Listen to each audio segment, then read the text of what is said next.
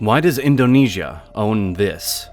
The eastern half of the island of New Guinea today belongs to Papua New Guinea, named for the native Papuans who call it home. So why does Indonesia control the West?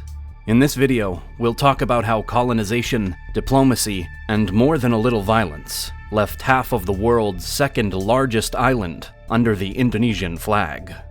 The Papuans were a relatively small population, living mostly in the island's center. With no great cities, the Europeans didn't think much of them. The Spanish named the island New Guinea, since it reminded them of Guinea in Africa, but mostly left it alone. That changed with the Dutch, who arrived permanently in the 19th century.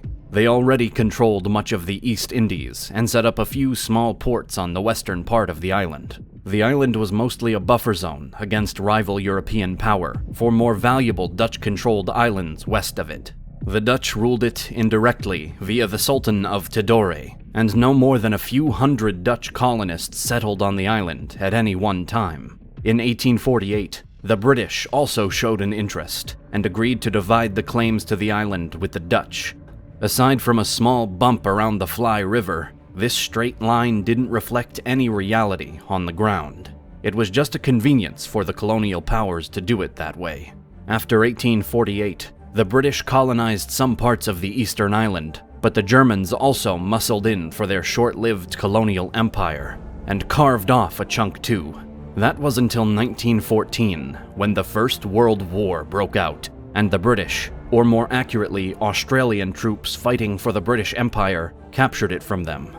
After the war, Australia took control of the eastern half, and aside from Japanese occupation during the Second World War, they remained under Australian control until their independence as Papua New Guinea in 1975.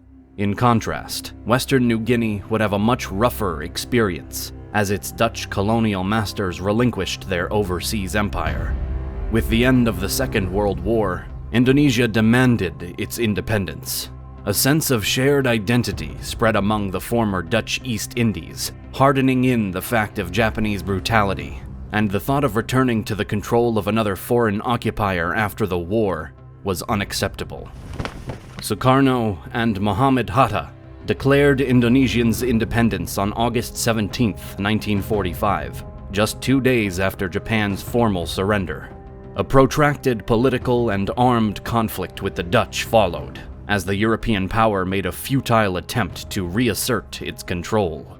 Western New Guinea, usually just called Papua, or West Irian to Indonesians, sat oddly in the decolonization process. With a relatively small native population, an even smaller Dutch presence, and no real representation in Indonesia's independence movement, nor Dutch administration, the voice and perspective of its people was largely ignored. Indonesia's view at first was mixed. Hatta's initial thoughts were that Papua should be independent, saying that it should be left to the Papuan people themselves. I recognize that the Papuans have the right to be an independent nation. This opinion did not win out. A hardening attitude to the Dutch and the discovery of oil made it impossible for Indonesia to pass up the area they dubbed West Irian. The 1946 Linggajati Agreement with the Dutch had implied that Indonesia would be entitled to all former territory of the Dutch East Indies. When serious fighting erupted in the following years, the Dutch considered the agreement voided and had never explicitly promised them Papua anyway, while the Indonesians upheld their claim. By the late 1940s, Indonesia considered Papua as much theirs as Bali or Java were. Meanwhile, a right-wing turn in Dutch politics encouraged them to double down on retaining what little of the empire they could. Papua became a symbol, a last bastion of a dying Dutch imperial glory. Still, even the Dutch realized it would not hold on to Papua forever. They committed to Papua's future independence, but insisted it could only come after several decades of further Dutch guidance. Both Indonesia and the Dutch claimed to be speaking for the interest of the Papuans without truly asking them. Indonesia achieved full independence in 1949. The Dutch could not prevent it, and the US had threatened to withdraw Marshall Plan aid from the Netherlands if they continued to oppose it. The Hague Conference that same year hoped to settle the Papua issue, but negotiations got nowhere. The Papua question was kicked down the road and left unresolved as the new nation came into being. In the meantime, the Dutch expanded their colonial administration in Papua. Even into the 1950s, Dutch control did not extend much beyond the coastline. The thickly jungled and hilly center of the island, where most Papuans lived, was beyond their ability to govern in any meaningful way. It was estimated that no more than 25% of Papua's population was under any effective Dutch authority, even by the late 1950s. The Dutch doubled down on their control, though. In 1952, they amended their constitution to include Papua as an integral part of the Kingdom of the Netherlands. They also presented their continued occupation as an anti-communist move in Southeast Asia. Indonesia's assertion of neutrality in the Cold War, which Washington and its allies interpreted as covert communist sympathies, made this claim more believable. For its part, Indonesia kept the Irian question near the top of the agenda. It earned support for its claims from a number of countries, including India, and made repeated attempts in the United Nations to get a resolution passed in support, to no avail. As Jakarta's frustration grew, tensions remained high.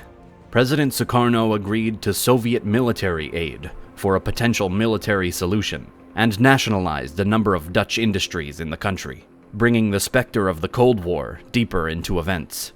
In 1960, he broke off relations with the Netherlands in protest over the dispute. The Dutch continued with their gradual independence plan.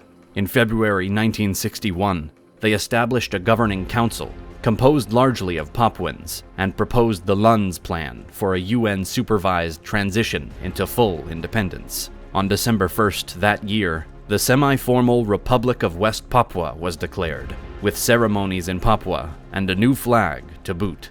Sukarno was furious. The idea of a self-determining Papua had long been abandoned by the Indonesian leadership.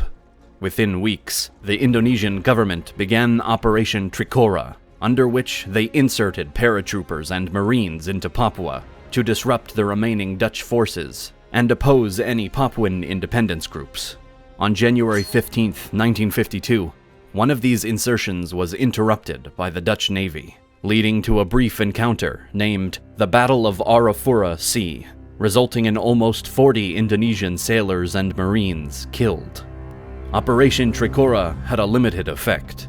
Only a small number of troops were ever inserted on the island, and violence was light, resulting in few casualties or deaths. Part of the reason for this was the timely intervention of the US. President Kennedy recognized the serious risk of elevation and stepped in. His sympathies lay with Indonesia, and in 1962 told the Netherlands directly that NATO would not back them if the conflict erupted. He forced both sides to negotiate, and a few months later, Indonesia and the Netherlands signed the New York Agreement to end the Papua question once and for all. Under the New York Agreement, the Dutch relinquished all claims to Papua, while Indonesia would take it over, on the condition that Papua would decide their own fate in an act of free choice within a few years. Papuan political parties were banned, and public support for Papuan independence became a criminal offense. The Indonesians selected 1,000 delegates to vote on their country's behalf. The delegates chose unanimously to join Indonesia. Papuans had little power to resist, but they wielded that little power where they could. Free Papua movement engages in a guerrilla war that continues to this day. Technically, the conflict is still ongoing, but it's considered to be a low-intensity conflict, with few casualties in any given year. It's difficult to gauge Papuan support for independence, but there's no reason to expect such a change anytime soon. And that line drawn by the Dutch and British back in 1848 continues to shape the fate of the entire island.